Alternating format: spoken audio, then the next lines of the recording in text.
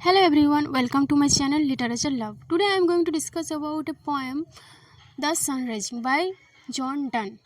So the sun rising, also known as the sun rising, मतलब इसका spelling SUNNE भी होता है कहीं कहीं. ये एक 30 लाइन पोएम है, a great example of A inverted award. Okay, with 3 stanzas. इसका स्टेंजास 3 स्टेंजास में भाग किया गया है. Published in 1633 by the English poet John Donne. Okay, the matter is irregular, ranging from 2 to 6 stresses per line in no fixed pattern. The longest lines at the end of the 3 stanzas, and the rhyme never each stanza runs A B B A C D C D E E. Okay, Donne's poems were known to be metaphysical, with chalked rhythms, dramatic monologues, playful intelligence, and startling images. The poem personifies the sun. मतलब the सन को, मतलब सूरज को यहाँ पर पर्सोनिफाइज, मतलब एक इंसान की तरह देखा गया है, पर्सोनिफाइज किया गया है इस पोएम में. ओके, पहले स्टेंजा में पोएट ने सन को बिजी अनरूलफुल बोला है, जहाँ पर वो बोल रहे हैं कि क्यों हमें झांक रहे हो खिड़कियों से, कर्टन से हमें क्यों झांक रहे हैं, हम जब सो रहे हैं तो हमें डिस्टर्ब क्यों कर रहे हो. यही बोला गया है यही स्टेंजा में यही बोला जा रहा है. जैसे कि must to thy motions lovers' seasons run, मतलब क्या मैं तुम्हारे हिसाब से चलूँ क्या. पोएट ये बोलना चाह रहा है कि हम क्या आप तुम्हारे हिसाब से चले कि कब उठे कब सोए. सोसी पेंडामिक रेज को चाइल्ड, हमें परेशान करना बंद करो. क्यों परेशान कर रहे हो, ले जाओ उन्हें परेशान करो जो स्कूल जा रहे हैं, उन लोगों को परेशान करो. जाओ परेशान करो उन लोगों को जो court huntsmen that the king will ride, उन लोगों को परेशान करो. Call country ants to harvest officer, harvest officers में है जो उन्हें बुलाओ, उन्हें परेशान करो. Love all alike no season knows, प्यार कोई सीज़न नहीं देखता, कोई घंटे नहीं देखता, कोई दिन कोई महीना नहीं देखता. हुई जज द रॉक्स ऑफ टाइम, जो टाइम से बहुत ऊपर है. यही बोला गया है यहाँ पर. Thy beams so reverend and strong, why shouldst thou think, मतलब यहाँ पे पोएट बोल रहे हैं कि तुम्हें लगता है कि तुम्हारी किरणें बहुत ही शक्तिशाली है, तुम्हें ऐसा क्यों लग रहा है. I could eclipse and cloud दम विद द विंग, मैं पलक झपकाते ही उन पे ग्रहण लगा सकता हूँ. एंड क्लाउड दम, मतलब उन्हें उन पे बादल से घेर सकती हूँ. But that I would not lose her side so long, लेकिन ये मैं नहीं करूँगा क्योंकि मैं ज़्यादा देर तक अपने प्रेमिका से नज़रें नहीं हटाकर रह सकता हूँ. If her eyes have not blinded thine look and tomorrow late tell me. सुनो, कल देर से आना और बताना, whether both thou Indias of spice and mine be where thou leftest them or lie here with me, वहीं पर है वो सारे मसाला और माइन, या मेरे सामने यहाँ पर मेरे बेड में सो रहे हैं. Ask for those kings whom thou saw'st yesterday and thou shalt hear all here in one bed, और वो सारे राजा वहीं पर है कल जहाँ थे या यहाँ मेरे बेड में है. All here in one bed, मतलब सब कोई यहाँ यहीं पर है मेरे बिस्तर में, मतलब वो अपने प्रेमिका में ही सब कुछ देख पा रहा है. इतना, मतलब सारा संसार सारा कुछ उसके प्रेमिका में ही है. थर्ड स्टेंजा में यह है कि she is all states and all princes, I nothing else is, मतलब वो सारे स्टेट्स सारे राज्य हैं और सारे राज्यों की मैं प्रिंस हूँ और कुछ नहीं.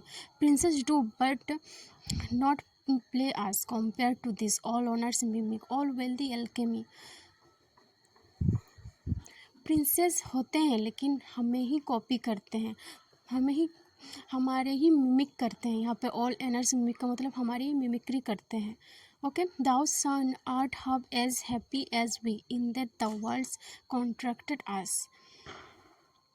Thine as ask is, and since the duties be to warm the world, the turn is warming us. मतलब इस लाइनों में बोला गया है कि तुम्हारी कुछ ड्यूटीज़ है, जैसे कि ये दुनिया को वार्म देना, तो हमें भी तुम वार्म दो. साइन हेयर टू अस, हमारे यहाँ पर तुम साइन करो. And thou art everywhere, and सारा जहाँ में करो. This bed the centre is, ये तुम्हारा सेंटर है, ये बिस्तर तुम्हारा सेंटर है. दिस वॉल्स द स्फीयर, और ये घर तुम्हारा कक्षा है. बस यही बोला गया है थर्ड स्टेंजा में. So this is the summary. Stanza 1. The speaker addresses the sun, criticizing it for disturbing his peaceful morning with his beloved. He asks the sun why it bothers them, suggesting that their love is more important. First stanza में यही बोला गया है कि क्यों उनको disturb किया जा रहा है, जब वो अपने बिलव्ड के साथ है तो क्यों डिस्टर्ब किया जा रहा है. और स्टेंजा 2 में बोला गया है कि the speaker argues that his love is not affected by time और geography. He claims that even if the sun were to move the entire world his love would remain unchanged. मतलब यहाँ पर बोला गया है कि अगर उनका प्यार टाइम और जियोग्राफी को के साथ इफ़ेक्ट नहीं होता है, अगर सन सारी दुनिया में भी मूव करे तो उनका प्यार बरकरार रहेगा. ओके. स्टेंजा 3 में बोला गया है the speaker asserts that his lover's eyes are brighter than the sun. मतलब यहाँ बोला गया है कि उनकी जो पत्नी है, बिलव्ड है, उनकी जो आँखें हैं सूरज मतलब सन से भी ज़्यादा ब्राइटर है. Okay. And that their love is universe unto itself, और ये उनका प्यार एक यूनिवर्स के जैसा है. He concludes that the sun's warmth can not compare to the warmth of their love. मतलब यहाँ बोला गया है कि सूरज का जो वार्मथ है वो उन लोगों के प्यार के वार्मथ के सामने कुछ भी नहीं है, कंपेयर किया ही नहीं जा सकता. ऐसा कुछ बोला गया है इस पोएम में. ओके. दीज आर सम की imagery of the poem. The sun as a intruder, the lover's bed as a world unto itself, the beloved's eyes as brighter than the sun, time and space as irrelevant to their love. The poetic devices of the poem: metaphor, comparing love to the sun. Okay. Personification, addressing the sun. Hyperbole, exaggerating the power of love. Imagery, vivid description of light and warmth. The themes of the poems: the power of love, the transcendences of life, time and space, the primacy of individual experience. यहाँ से आप लोगों को questions भी आ सकते हैं, तो ये थीम्स आप लोग ज़्यादा से ज़्यादा पढ़ के जाना, यूट्यूब से हो या फिर गूगल से. आप इस सब का नोट्स बनाते रहना, बहुत हेल्पफुल रहेगा. So this is the analysis of the poem. The sun rising showcases Donne's signature metaphysical style. मतलब ये एक मेटाफिजिकल पोएम है, exploring complex ideas through clever imagery and wit. The poem celebrates the intensity and endurance of love, asserting its supremacy over external forces. Okay.